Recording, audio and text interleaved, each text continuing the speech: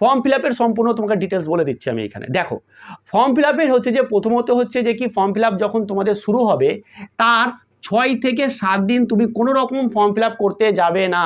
কি বললাম? 6 থেকে 7 দিন কোনো রকম ফর্ম ফিল আপ করতে যাবে না।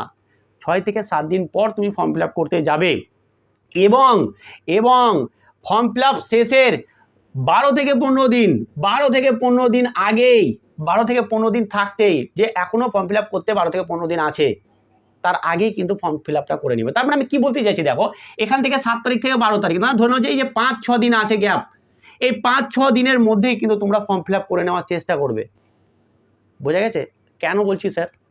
কারণ এইখানে অনেক প্রবলেম হয়ে থাকে, ঠিক আছে, প্রথম প্রচুর সমস্যা হয়।